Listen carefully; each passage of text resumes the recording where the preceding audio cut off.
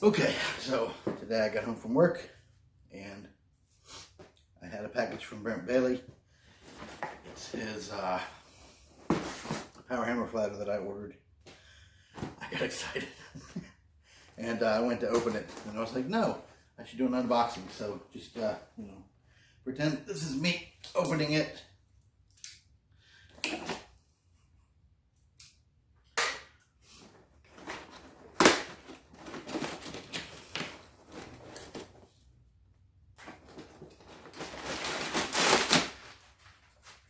I should do a little more opening.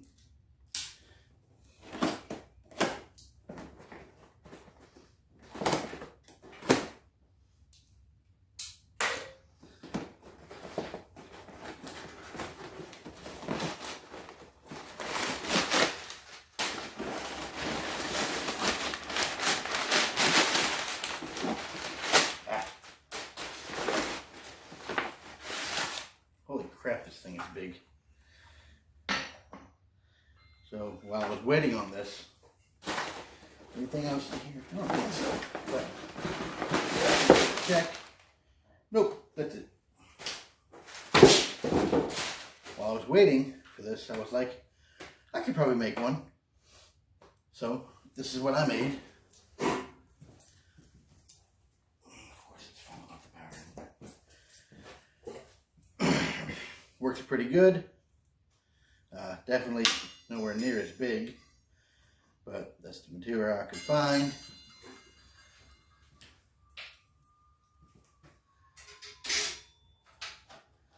I have a couple more in the works.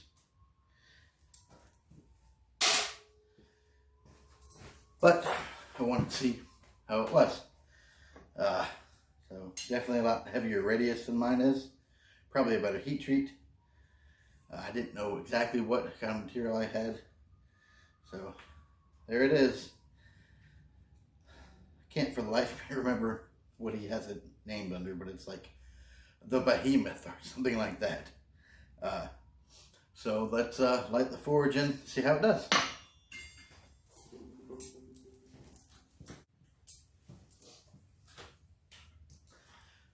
For those of you that don't know, you probably can't see me right now.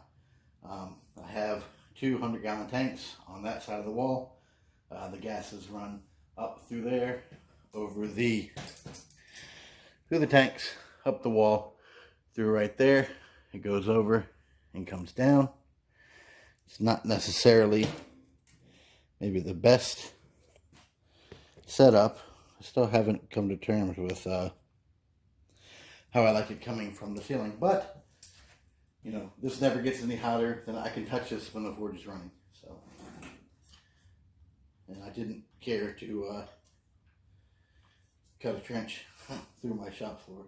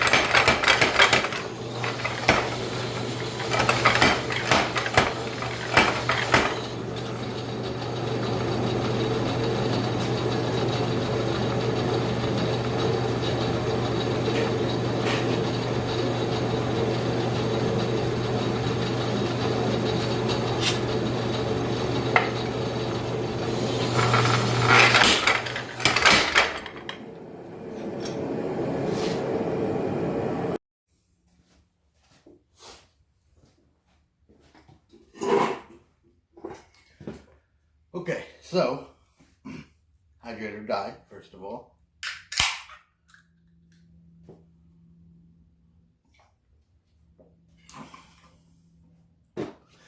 This is my second time forging with this. Still very happy with it. Absolutely no blemishes, no marks from the power hammer. The only difference is the bronze temper colors are worn off, but ooh. Really happy with it. Definitely, I need to get used to it. It's a little bit different of a shape than the flat iron I'm used to using. But like I said, really happy with it. Having some electrical issues. You may have noticed in some of the clips, I hit the treadle and the power hammer will rotate once or twice and then it dies. It's the only thing on the circuit that it's on, so it looks like fairly soon I'm going to have to be doing some electrical reorganization. So I've also recently tightened the I don't know what you call it. It's the arm that goes from the treadle to the mechanism that engages the flywheel on the back of the power hammer, and it's putting more stress on the motor. I don't know if that's the cause, but definitely have to find that out. So what I did was I left everything over here. Look at that.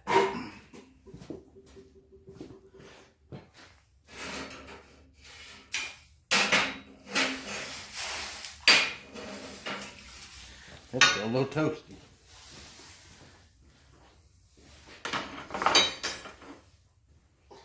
So we'll put this in the little punch book and I have right here.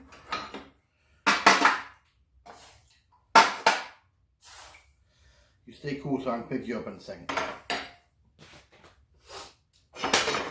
Forged out a taper. Wasn't necessarily the cleanest, but the flatter definitely helps clean them up. Since I only have flat dies on here, it's really good at smashing things, not so good at angles or anything like that. But cleaned it up really nice. I don't know if you can see that. I got a little bit of a shoulder here. I would have continued to clean that up. It's a little fat here. But like I said, I'm having some electrical issues. And here, trying to isolate this shoulder. Again, cleaned it up really nice. Let me have a shoulder here, whereas if I just had the hammer dies smashing here, it would have left a little indentation here. It's nice and flat. A little fat on this side. I had to clean that up, but I'm having some electrical issues. And the third thing is still a little toasty because it's high carbon. At least it's spring steel. Spring steel is not a thing. It's all high carbon. But so I started on a little hand chisel. You can see it's useful for, keeping the angle nice and straight. That one's a little wonky. Again, I just cleaned it up, but it has some issues. Something I do want to touch on is safety. At the end of this, after you get done with me rambling, so this is my second time using this flatter. I got it yesterday. And like we all try to do, even the power hammer, I try to go for one last heat. The hammer turned the piece I was holding into a very efficient lever, and I got a little boo-boo on my hand, and I'm very sore. Maybe 2 years ago or so, I got cut at work. I work at a glass shop. It goes from here all the way down. It severed the 3 tendons that operate these fingers, so they're just for show. This one's a little better, but I can't close my hand all the way. But that's neither here nor there. I guess that goes into safety too. But, when you're doing this, safety is all on you. Wear your eye protection. I do if I'm grinding or something like that, but usually my glasses, it's hard enough to see out of them. So if another set of lenses fogs up, it's kind of a pain. I wear ear protection when I'm grinding. I really should with the power hammer, and I'll probably start doing that. It's not like I don't have plenty of it lying around. And as far as gloves go, I don't usually wear gloves unless I'm working with something really close, like a short chisel or a punch, and there's a lot of radiant heat coming off the piece under my tong hand.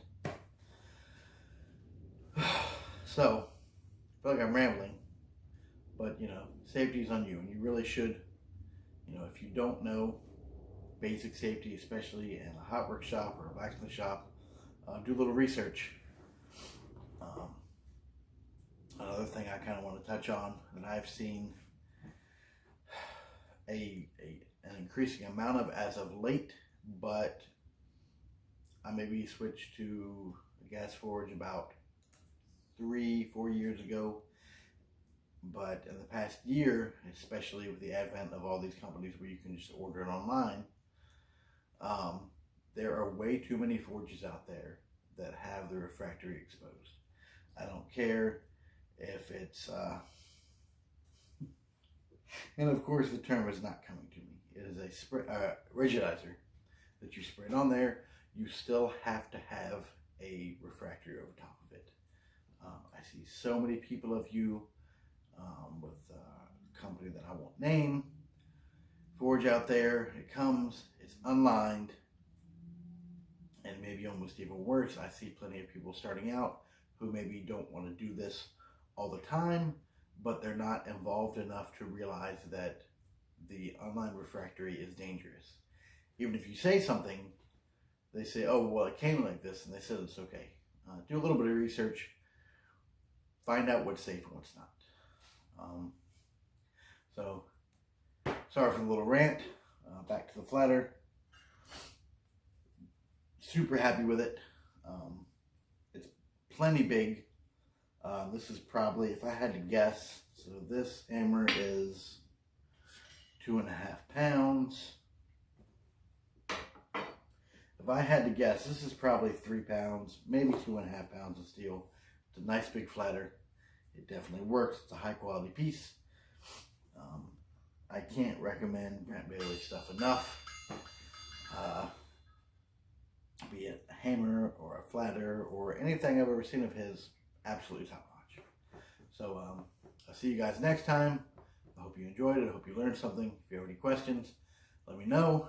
If you see something that you want me to review, I'll try to pick it up. And I'll catch you later.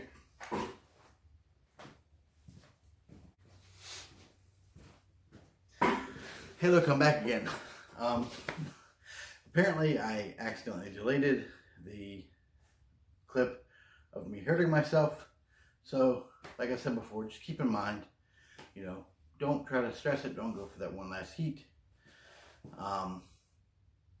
You know, if you're using a power hammer or a press or anything like that, keep in mind where your workpiece is and what's going to happen when you engage whatever machine it is. So, like I said, see you guys next time. Have a good night.